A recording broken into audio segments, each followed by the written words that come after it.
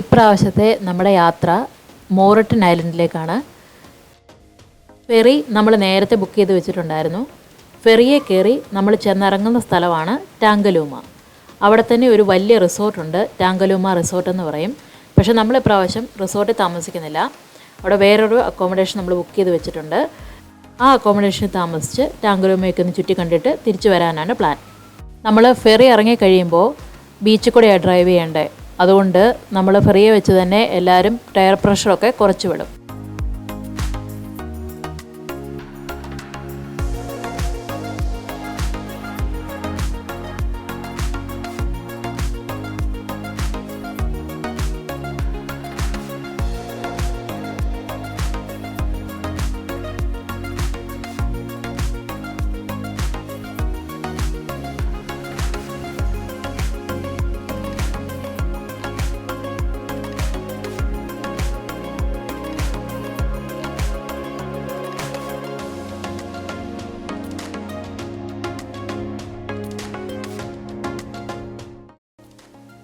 ഇതിപ്പോൾ നമ്മൾ ഫെറി ഇറങ്ങി അക്കോമഡേഷനിലേക്ക് പോവുകയാണ്. ഇതാണ് നമ്മുടെ അക്കോമഡേഷൻ, കാസ്റ്റവേസ് മോറട്ടൻ ഐലൻഡ്. നമ്മൾ ഇവിടെ 3 ഫാമിലി ഉണ്ട്. അതുകൊണ്ട് ഒരു 2 ബെഡ്റൂം അപ്പാർട്ട്മെൻറ്റും അതുപോലെ തന്നെ ഒരു 3 ബെഡ്റൂം അപ്പാർട്ട്മെൻറ്റുമാണ് നമ്മൾ ബുക്ക് ചെയ്തിരിക്കുന്നത്. വന്ന ഉടനെ നമ്മൾ ലഞ്ചും കഴിക്കുന്നു. അത് കഴിഞ്ഞിട്ട് വേണം ഡ്രൈവിന് പോകാൻ. അതല്ല, സൂസന് പശുവിനെ തിരിക്കാൻ പോവാ.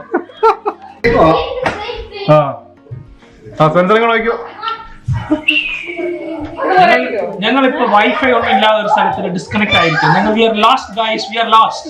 Okay, come on, save us, we are lost. പറഞ്ഞ പോലെ തന്നെ ഇവിടെ വൈഫൈക്കൊന്നും അധികം റേഞ്ച് ഒന്നുമില്ല. എൻ്റെ ഡിൻസൻ്റെ മൊബൈലിലൊന്നും റേഞ്ചേ ഇല്ലായിരുന്നു. പക്ഷേ ചില കമ്പനികളൊക്കെ റേഞ്ച് കിട്ടും. അപ്പോൾ വരുന്നവർ അതൊക്കെ ഒന്ന് ശ്രദ്ധിച്ചിട്ട് വേണം വരാൻ. ഇതൊരു ഓഫ് ഗ്രിഡ് ക്യാമ്പിംഗ് പോലെയുള്ള ഒരു സെറ്റപ്പാണ്.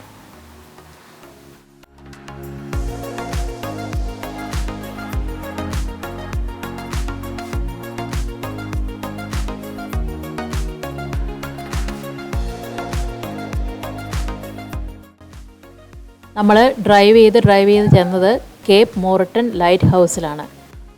ക്യൂൻസ്ലൻഡിൽ ഏറ്റവും ആദ്യമായിട്ട് നിർമ്മിച്ച ലൈറ്റ് ഹൗസായത് 1857 ഇതുണ്ടാക്കിയത്. 150 വർഷം പഴക്കമുള്ള റെഡ് ആൻഡ് വൈറ്റ് ബാൻഡഡ് ആയിട്ടുള്ള ഈ ലൈറ്റ് ഹൗസ് മോറട്ടൺ ഐലൻഡിൻ്റെ ഒരു ഐക്കണാണ്.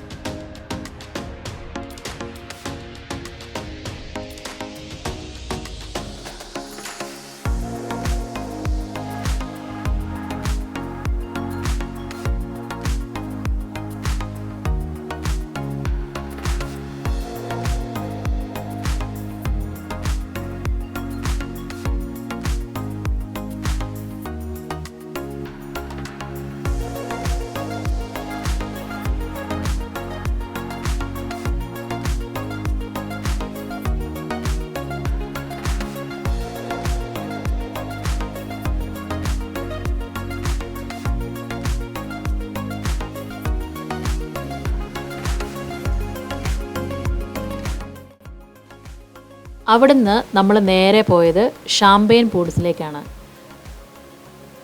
നല്ല ഭംഗിയുള്ള, കുറച്ച് സൂക്ഷിച്ചൊക്കെ നിന്ന് കഴിഞ്ഞാൽ നന്നായിട്ട് ആസ്വദിക്കാൻ കഴിയുന്ന നല്ല ഷാമ്പെയിൻ പൂൾസാണ് ഇവിടെ ഉള്ളത്.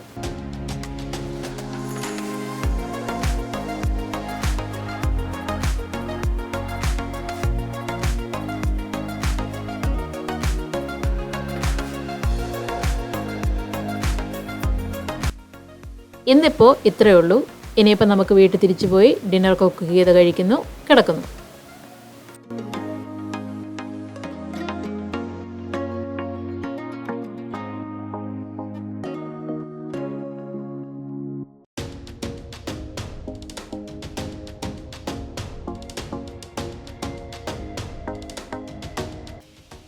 രാവിലെ എഴുന്നേറ്റ് എല്ലാവരും ബ്രേക്ക്ഫാസ്റ്റൊക്കെ കഴിച്ച് നമ്മൾ ഒരു ഡ്രൈവിന് പോകാൻ വേണ്ടി റെഡി ആയിട്ട് നിൽക്കുവാണ്.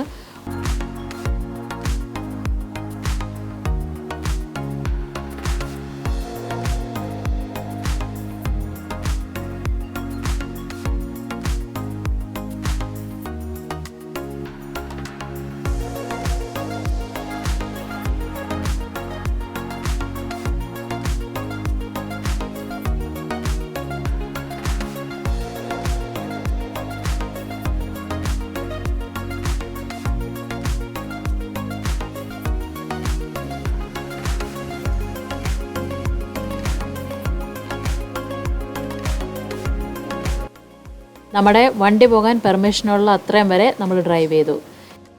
ഇനി ഇവിടെ നമ്മൾ വണ്ടിയൊക്കെ നിർത്തിയിട്ട് കുറച്ച് നേരം ഇവിടെ ഇരിക്കാം.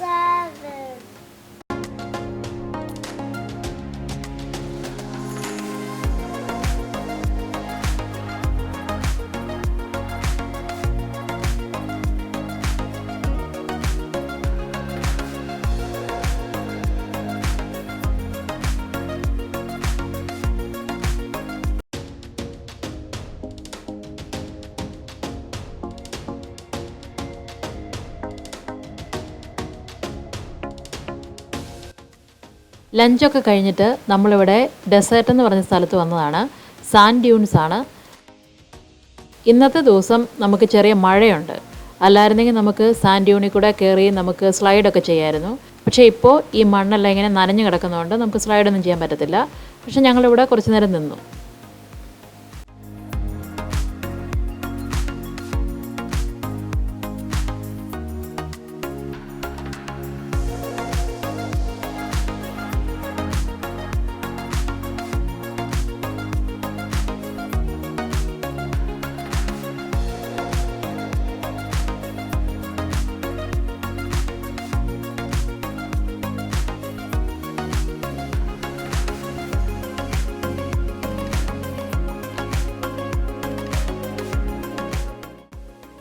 പിന്നെ ഞങ്ങൾ പോയത് ടാങ്കലൂമ ഷിപ്രക്കിലോട്ടാണ്.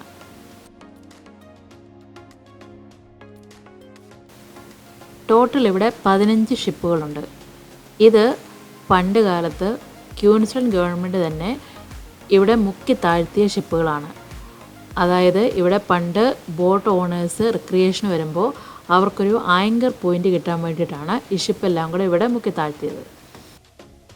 1963-നും 1984-നും ഇടയ്ക്കാണ് ഇങ്ങനെ ഇവർ ചെയ്തത്.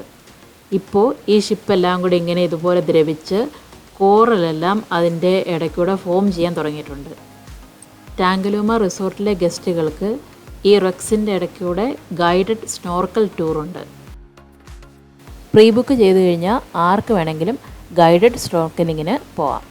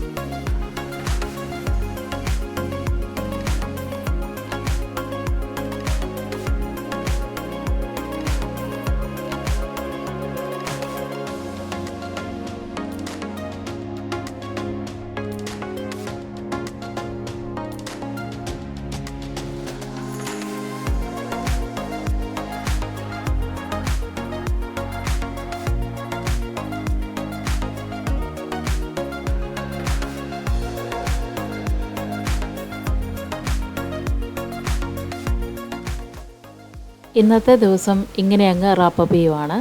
ഇനിയിപ്പം തിരിച്ച് അക്കോമഡേഷനിൽ പോയി ഡിന്നറൊക്കെ കഴിച്ച് ഉറങ്ങി നാളെ രാവിലെ കാണാം.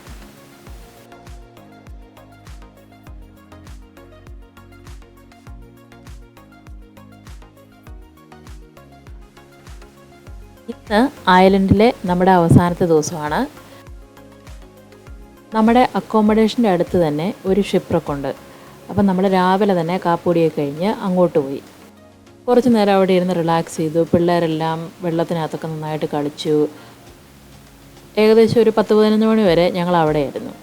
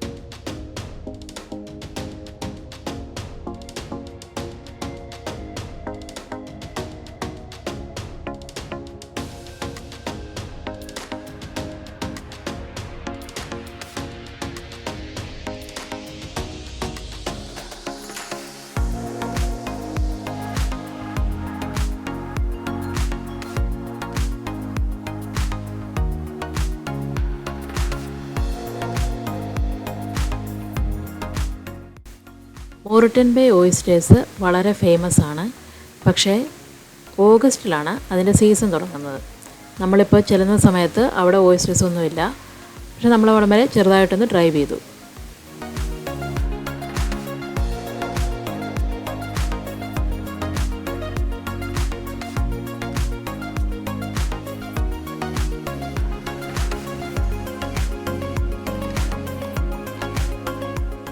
ഇനിയിപ്പോൾ നമ്മൾ ഐലൻഡിൽ നിന്ന് തിരിച്ചു പോവുകയാണ്. ഇപ്പോൾ സമയം ഏകദേശം 2:30 3 മണിയാകുമ്പോൾ നമ്മുടെ ഫെറി പോകും. അപ്പോൾ നമ്മൾ ഇവിടെ ക്യൂ നിൽക്കുവാണ് ഫെറിയെ കയറാനായിട്ട്. Thank you so much for watching. നമുക്ക് അടുത്തൊരു വീഡിയോയിൽ വീണ്ടും കാണാം.